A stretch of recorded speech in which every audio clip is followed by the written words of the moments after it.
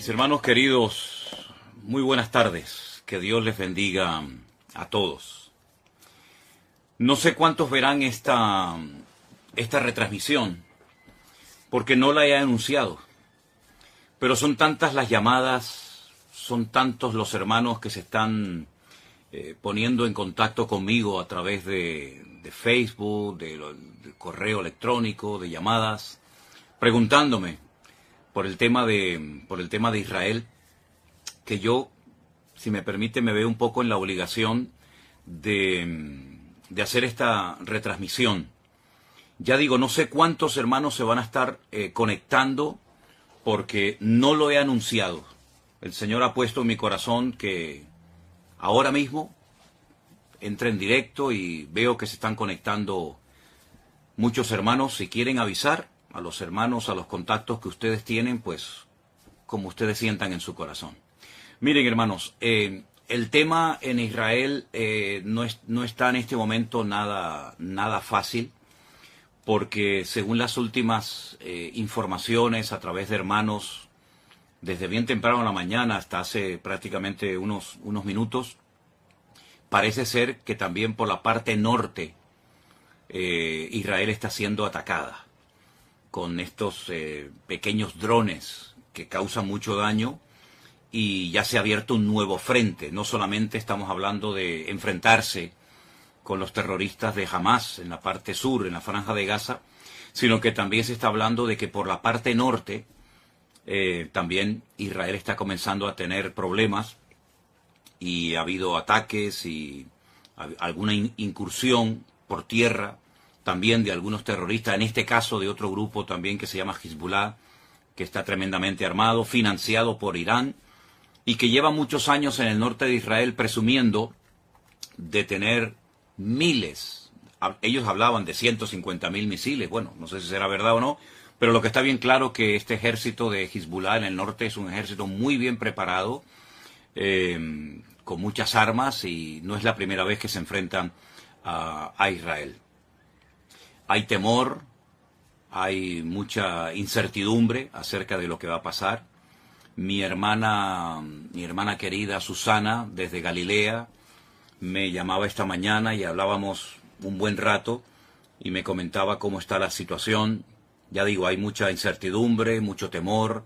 300.000 personas que forman parte de la, digamos, de la reserva, personas que han estado en el ejército, pero que han vuelto a ser llamados para apoyar a los que están allí combatiendo, han sido llamados. En fin, todo esto está moviendo, está sacudiendo las estructuras, no solamente de Israel, sino que está el Señor hablándonos y dándonos un mensaje, yo creo, muy claro. Yo dije en cierta ocasión, en los días del confinamiento, ¿se acuerdan ustedes? Por allí, por marzo del 2020, que Dios le estaba hablando al mundo con lo que estaba sucediendo. Pero, sobre todo, era un tiempo especial para que la iglesia recapacitara y reflexionara acerca de lo que estaba pasando. Aquellos hermanos que me decían o que decían, no tengo tiempo para orar, para leer la Biblia, para estudiar la palabra, yo les dije, pues vais a ver cómo vais a tener tiempo. Ahora vais a tener bastante tiempo, porque vais a estar encerrados muchos días, semanas y probablemente hasta meses, para que esa excusa de que no tengo tiempo ya sea desterrada definitivamente de vuestras vidas.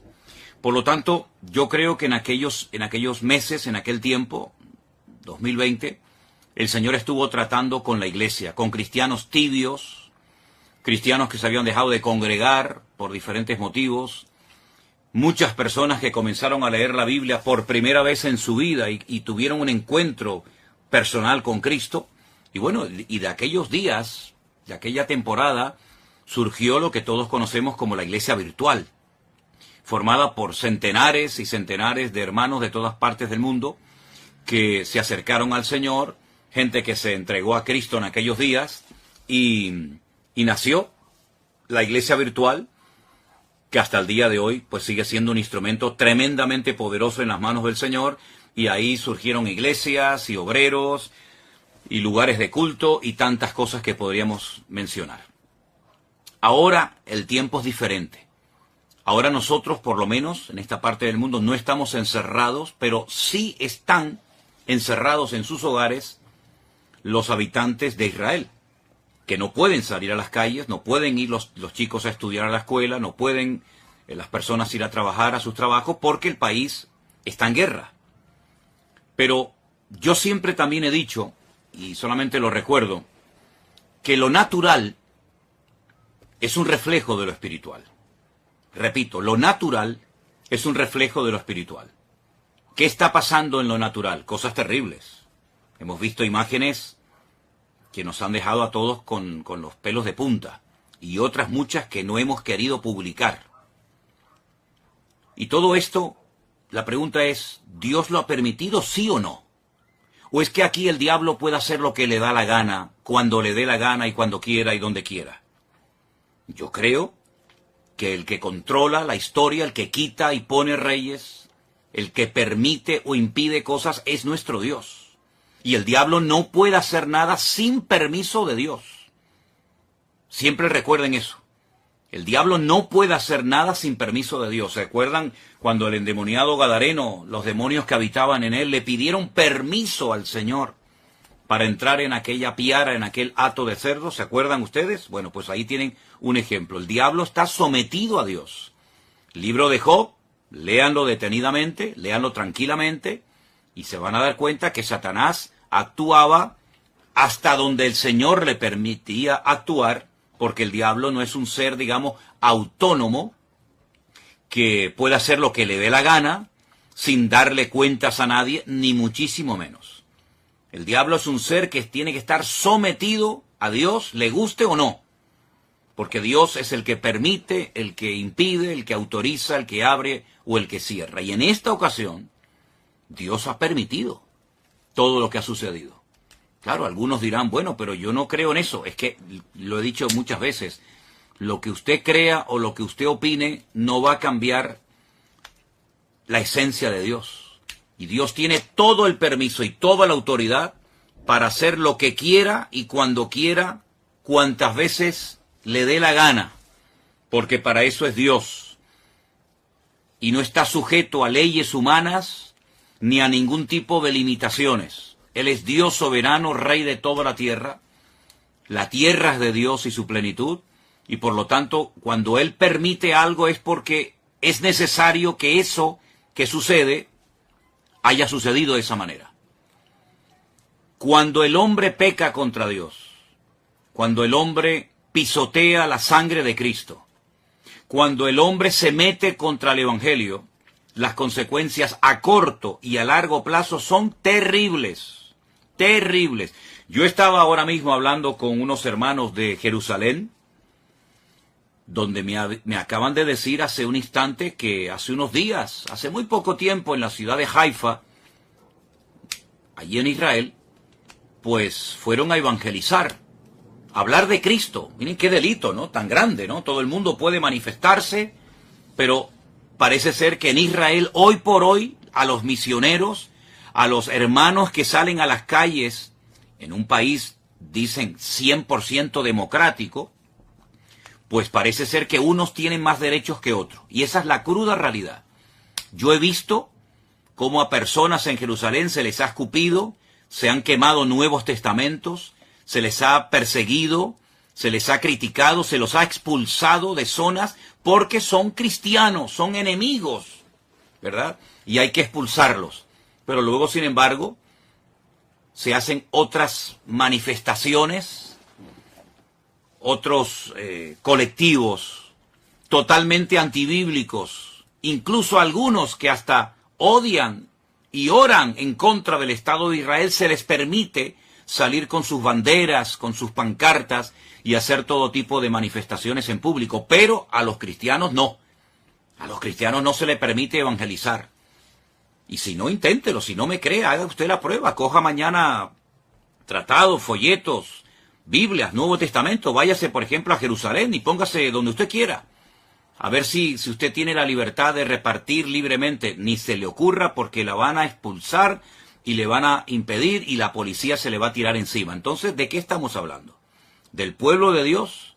Mire, está pasando en Israel hace muchos años, no ahora, hace muchos años está pasando lo mismo que pasó en la época de la iglesia primitiva, que a los líderes religiosos no les gustaba que a los apóstoles predicaran de Cristo en las calles.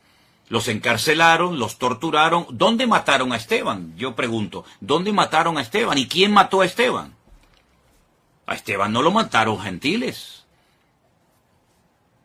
¿Qué le hicieron a Esteban?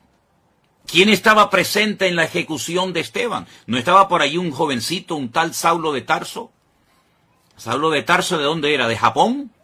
¿De Babilonia? ¿De España? ¿De dónde era Saulo de Tarso? ¿De dónde eran los que apedrearon a Pablo? ¿Quiénes eran los que le impedían a los apóstoles predicar el evangelio libremente en la ciudad de Jerusalén? ¿Quiénes eran? Ustedes saben la respuesta, está en el libro de los Hechos, solamente es cuestión de leer la Biblia. Entonces es exactamente lo mismo, pero ya no estamos en el siglo I, estamos ahora ya en el año 2023. Y todavía en Israel está prohibido evangelizar. Ustedes sabían que en Jerusalén hay una universidad de los mormones. Una universidad, unas propiedades, unas instalaciones tremendas que tuvieron que costar muchos miles, tal vez millones de dólares, no lo sé. Bueno, se les permitió hacer eso en Jerusalén con la condición de que no evangelizaran. Porque ustedes saben perfectamente que los mormones salen por ahí a repartir sus folletos, a evangelizar. Bueno, no lo pueden hacer, no lo pueden hacer. Entonces, no me vengan a mí ahora que Dios tiene que respaldar y tiene que bendecir y tiene que apoyar a un pueblo que prohíbe la predicación del evangelio, que prohíbe la predicación del Mesías en el cual creemos los cristianos. Nadie está obligado a creer en el Mesías de los cristianos, nadie está obligado, pero se supone que en un país libre, en un país democrático, uno puede hablar de lo que quiera, se supone. Como también en la democracia en España se supone que se pueden decir y hacer ciertas cosas, pero a la hora de la verdad no es verdad, ¿verdad?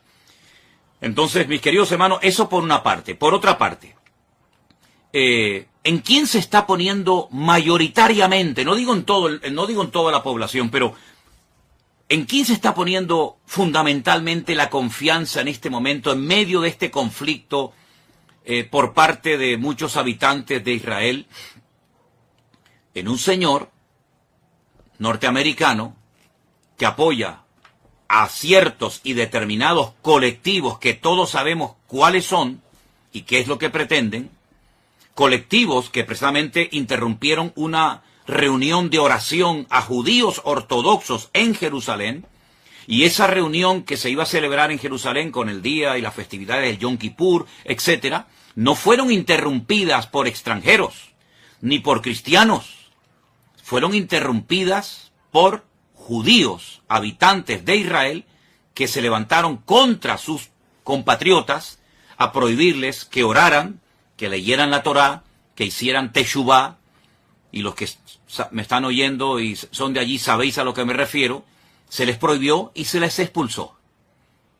Donde se han hecho manifestaciones totalmente antibíblicas y ante los principios morales y espirituales de la colectividad religiosa de Jerusalén. ¿Dónde se han hecho esos desfiles? ¿No han sido en la ciudad santa de Jerusalén? Entonces, hermanos, cuando estas cosas ocurren, no ocurren por casualidad. Las cosas no ocurren porque al diablo se le ocurrió zarandear ahora a este país y no. Vamos a ver, las cosas ocurren con un propósito. Y ni una hoja de un árbol se mueve si no es con permiso de nuestro Dios. ¿Sí o no? ¿Cuántas veces lo hemos dicho? Que no se produce, no ocurre nada sin permiso de Dios. Y Dios ha permitido en este momento que se hiciera el ridículo y que la gente todavía, tanto en Israel como fuera de Israel, se estén preguntando, ¿pero qué ha pasado? ¿Qué ha pasado con el servicio de inteligencia tan poderoso que tiene Israel? ¿Qué ha pasado con los soldados? ¿Qué ha pasado? ¿Se han quedado dormidos? ¿Cómo es posible que más de 1000 terroristas se hayan infiltrado en territorio israelí y hayan hecho una masacre terrible que, aunque algunos políticos, incluida la vicepresidenta de nuestro país, de España, no ha querido condenar, y otros tantos políticos en su hipocresía y en su populismo, ¿verdad? Pues esto ha sido algo terrible. Esto me recordaba a mí a los tiempos bíblicos, cuando se peleaba contra filisteos y amorreos y aquellas matanzas y aquellas cosas terribles que nos cuenta la historia. Pues lo hemos visto hace unos días en televisión, como centenares de personas corrían despavoridas como conejos asustados por el desierto del sur de Israel y eran como presas de caza disparándoles a discreción, a diestra y a siniestra, y hemos visto cosas que ni siquiera quiero mencionar. Hermanos queridos, ¿es que acaso Dios se ha dormido? ¿Es que acaso Dios se ha olvidado de su pueblo? ¿Es que acaso Dios ya no recuerda sus promesas y sus pactos? Claro que los recuerda. El problema no es que Dios se ha olvidado de su pueblo. El problema es que su pueblo se ha olvidado de su Dios. Esa es la realidad. Ahora bien, para los cristianos que dicen, bueno, este es un tiempo de prueba para Israel, que son el pueblo de Dios, yo quiero hacer un pequeño alto en el camino y preguntarles a todos ustedes, y veo que hay muchísima gente conectada, no sé exactamente de dónde, pero bueno, eso es ahora mismo lo menos importante. Yo les hago una pregunta. ¿Conocen ustedes ese versículo del Nuevo Testamento? No del Antiguo Testamento, del Nuevo Testamento que leen millones de cristianos todos los días, pastores, evangelistas, maestros, etc. Ese versículo que dice, vosotros sois real sacerdocio, pueblo santo, adquirido por Dios. ¿Se acuerdan de ese versículo? ¿Saben, verdad? ¿Dónde está? Y todo, ¿verdad? Vosotros que no erais pueblo, ahora sois pueblo de Dios, real sacerdocio, nación santa, pueblo adquirido por Dios para que anunciéis las virtudes de aquel que os llamó de las tinieblas a su luz admirable. Entonces, mi pregunta es, ¿somos los cristianos pueblo de Dios? ¿Sí o no? Respóndanme ustedes, que yo estoy viendo ahí cómo están escribiendo muchas personas. ¿Somos los cristianos, vuelvo a preguntar, ¿somos los cristianos pueblo de Dios o no somos pueblo de Dios? ¿O el único pueblo de Dios que existe sobre la faz de la tierra se llama Israel? Y nosotros, entonces, si no somos pueblo de Dios, ¿qué somos entonces, hermanos? ¿Qué somos entonces? Si no somos pueblo de Dios, somos otro pueblo diferente. Dios tiene entonces dos pueblos, uno judío y uno gentil. O Dios tiene un solo pueblo, y a ese único pueblo pertenecen judíos, españoles, japoneses, americanos, latinos. Dios tiene un solo pueblo. Entonces, si somos el pueblo de Dios, y yo creo que en eso, no lo sé, estaremos la inmensa mayoría de creyentes de acuerdo. Si somos el pueblo de Dios, y veo que muchos están contestando, sí, pastor, sí, somos el pueblo, muy bien, pues entonces a todos los que están diciendo que sí somos el pueblo de Dios, y a los que no lo están contestando, pero saben que somos el pueblo de Dios, yo les quiero leer estos versículos. Y dicen así, si se humillare mi pueblo, usted ha dicho que somos pueblo de Dios, lo acaban de escribir muchos de ustedes. Sí, amado pastor, somos el pueblo de Dios. Gracias, hermano. Si se humillare mi pueblo, sobre el cual es invocado mi nombre, y oraren, y buscaren mi rostro, y se convirtieren de sus malos caminos, entonces yo oiré desde los cielos y perdonaré sus pecados y sanaré su tierra. Vuelvo a hacer la pregunta de antes. ¿Somos los cristianos hijos de Dios y pueblo de Dios, sí o no? Sí, ¿verdad? Pues entonces, ¿qué estamos esperando para, como pueblo de Dios, humillarnos, invocar su nombre, orar, buscar su rostro, convertirnos de nuestros malos caminos, dejarlos a un lado? ¿Qué estamos esperando, hermanos queridos?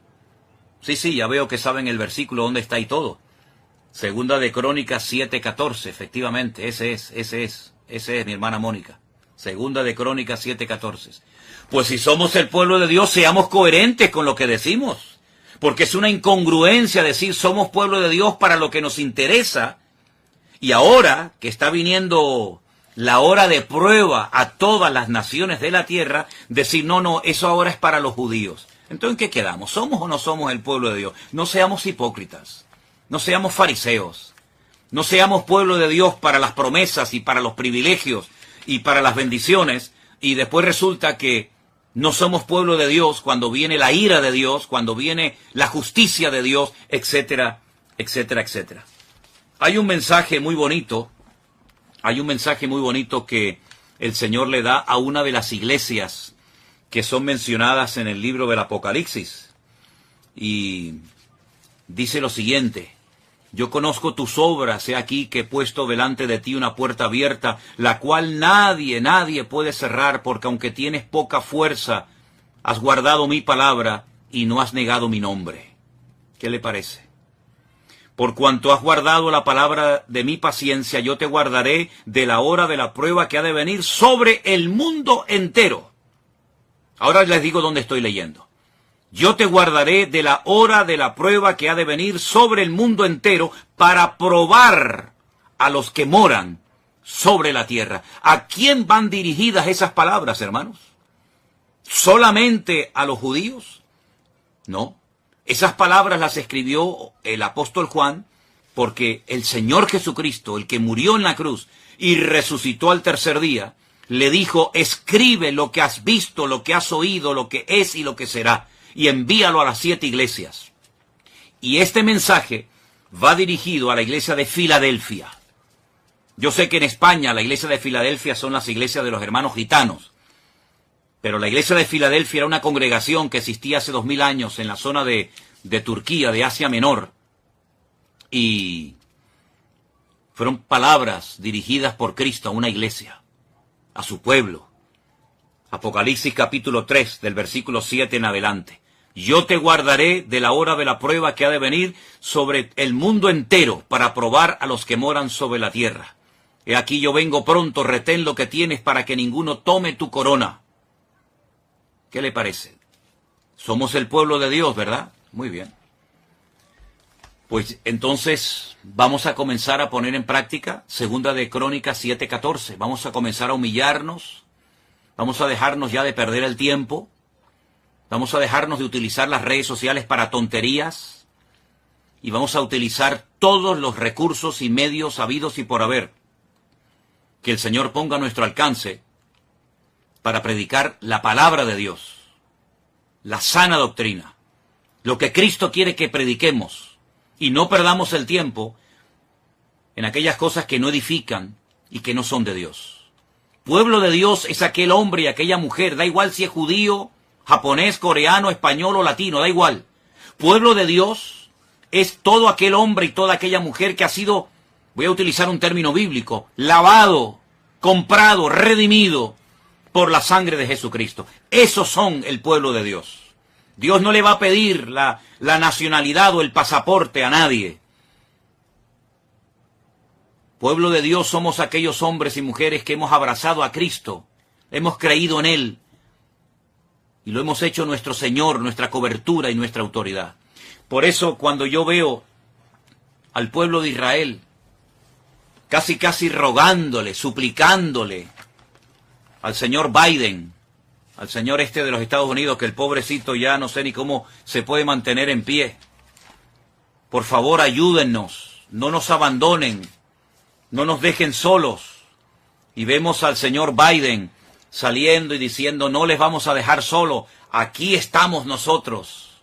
Miren, escúchenme una cosa, si no claman ahora al Dios de Israel, los que viven allí, los que necesitan ver una manifestación poderosa del poder de Dios, si no claman a Dios, sino que se refugian y miran al tío Sam y miran a América, cuando termine esta guerra, que va a terminar, por supuesto, y que Dios la va a ganar, y que Dios la va a ganar, ¿quién se va a llevar la gloria?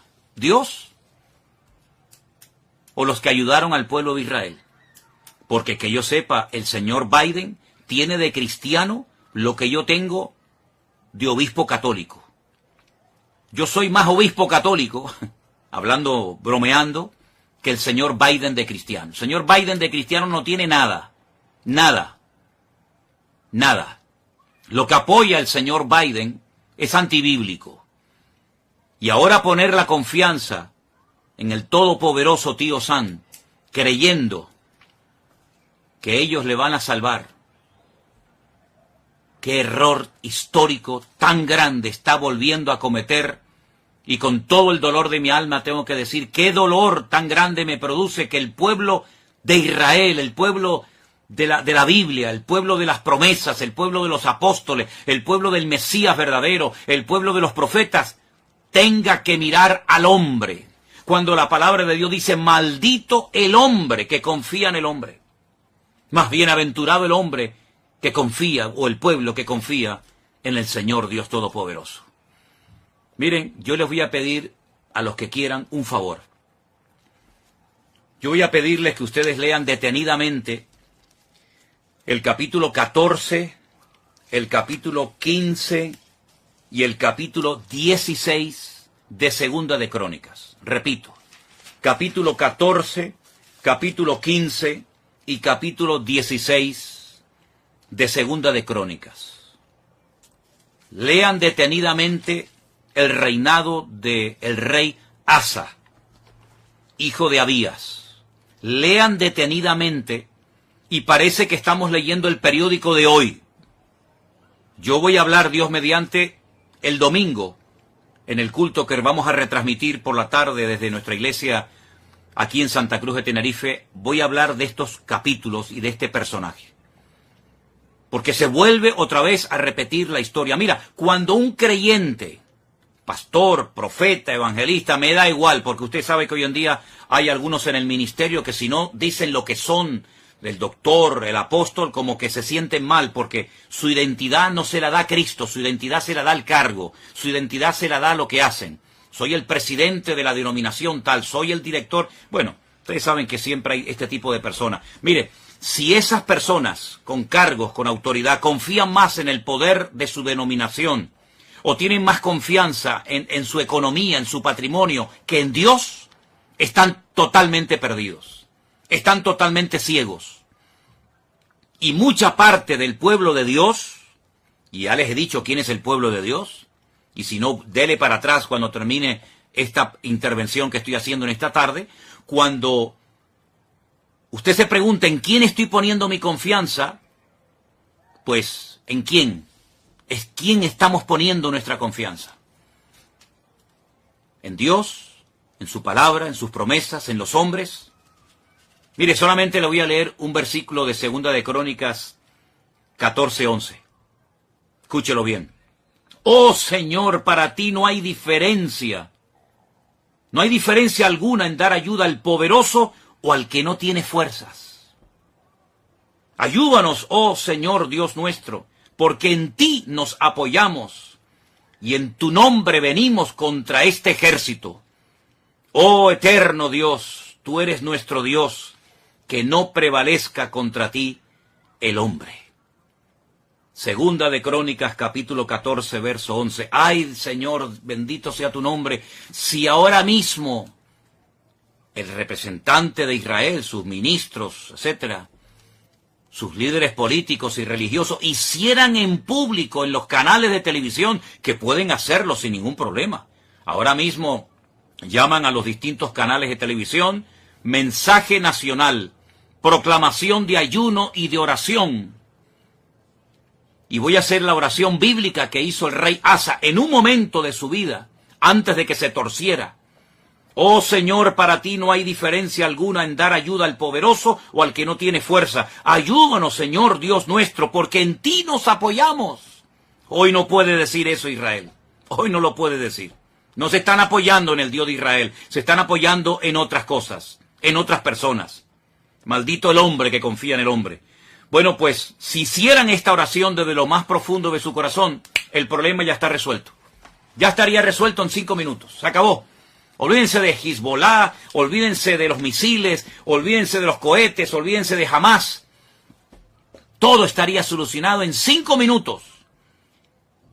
Si el pueblo de Dios se humillara e hiciera, por ejemplo, esta oración, y que añadiera lo que quisiera, pero que por lo menos hiciera desde lo más profundo del corazón, en un genuino arrepentimiento, hiciera esta oración, el problema en este momento, allí en Oriente Medio, en Israel, ya estaría solucionado.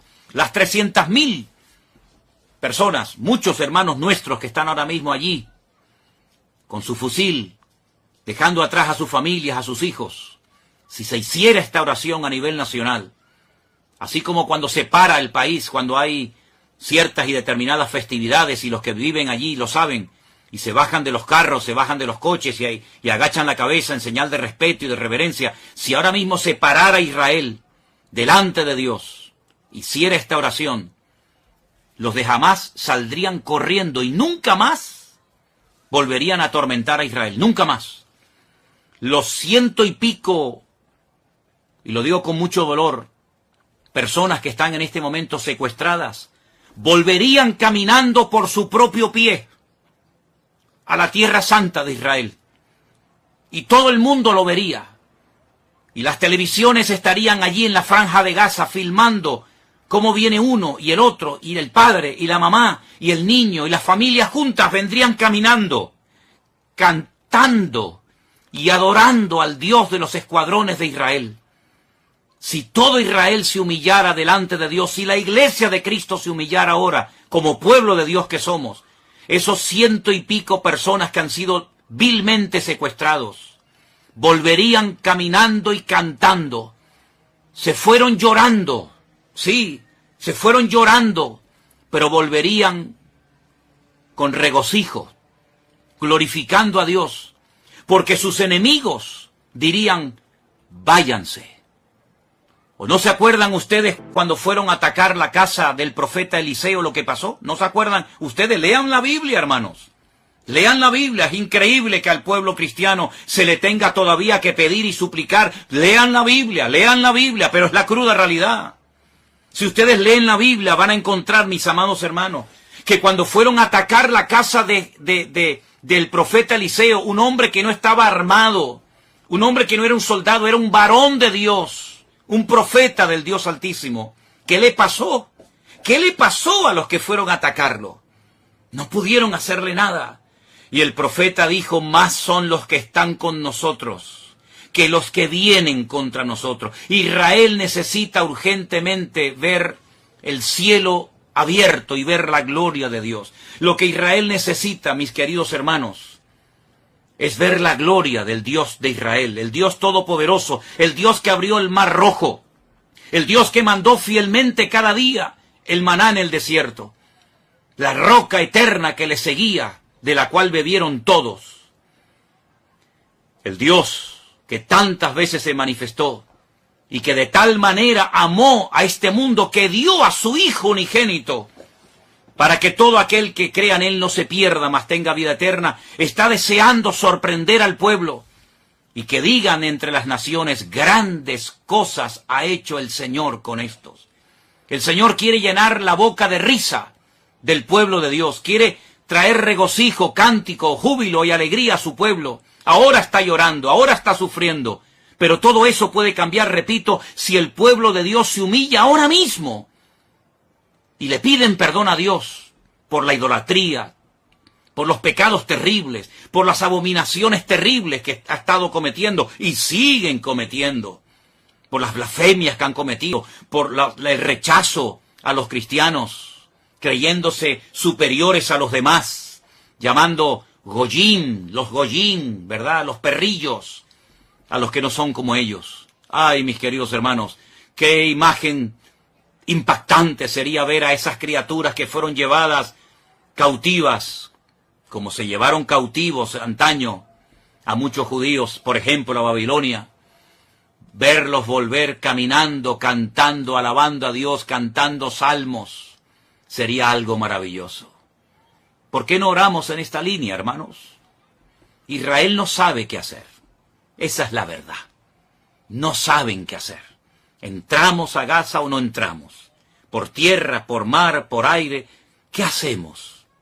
Tienen seguramente muchas propuestas encima de la mesa, pero le falta la más importante. Orar a Dios. Clamar a Dios.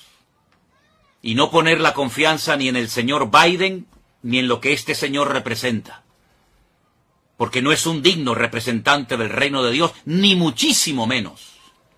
Lo que tiene que hacer este Señor es primeramente convertirse y dejar sus muchos pecados, que también los tiene. No es el instrumento de Dios para traer justicia y paz a la tierra, no. Para eso traemos al príncipe de la paz, que es nuestro Señor Jesucristo. No necesitamos tu ayuda, mi amigo. Con nuestro Dios nos sobra y nos basta. Pero, hermanos queridos, hasta que esto no suceda, correrán ríos de sangre y muchas personas perderán la vida innecesariamente. Muchas de estas cosas se podían haber evitado, créanme. Muchas de estas muertes se podían haber evitado si hubieran preparado sus corazones y hubieran impedido que el pecado entrara a la tierra santa de Dios. Pero se comportaron mal fuera cuando estaban fuera de la tierra, se han comportado muchos mal estando en la tierra, y ahora aquellos que quieren predicar las buenas nuevas del Evangelio, se les prohíbe y se les persigue y se les humilla. Entonces, queridos, ¿qué les parece? Que Dios nos bendiga, que Dios nos ayude.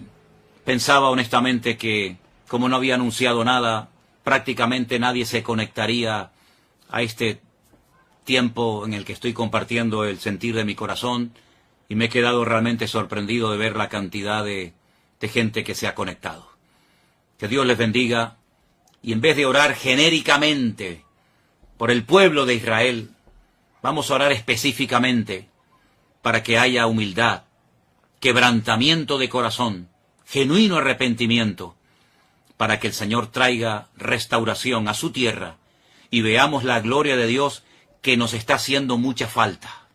Sí, también a nosotros necesitamos milagros, señales, prodigios. No puede ser que se esté hablando más de terroristas que de Cristo.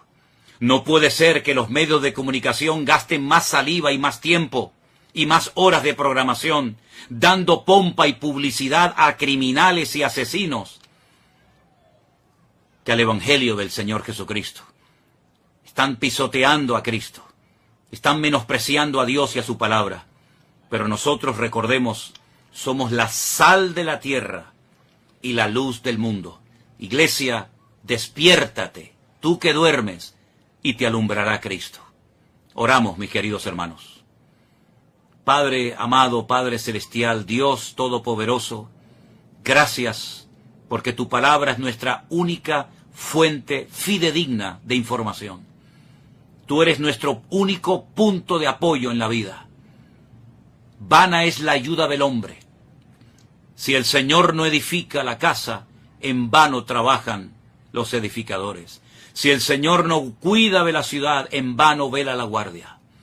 Señor, no es con espada ni con ejército, es con tu Santo Espíritu que se hace la obra de Dios.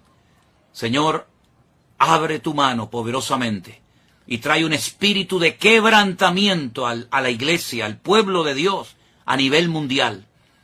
Y que así como en aquellos días del confinamiento hace ya años, muchos se reconciliaron contigo, pero se han olvidado otros tantos de la misericordia de aquellos días, en esta sacudida vuelve a recordarnos a todos que separados de ti nada podemos hacer. Ten misericordia una vez más, Señor, y ayúdanos a despertar a esta cruda realidad. En el nombre de Jesús. Amén. Y amén. Dios les bendiga, queridos hermanos. Bendiciones para todos. Compartan esta reflexión que he compartido con ustedes en esta tarde, con sus amigos, con sus compañeros de trabajo, con todos los que puedan. Algunos se burlarán, otros dirán toda clase de cosas contra nosotros. Eso no nos preocupa lo más mínimo. Esta es nuestra obligación y nuestro deber, y aquí estaremos hasta que Dios lo permita. Dios les bendiga, mis queridos hermanos, y Shalom Lekulam.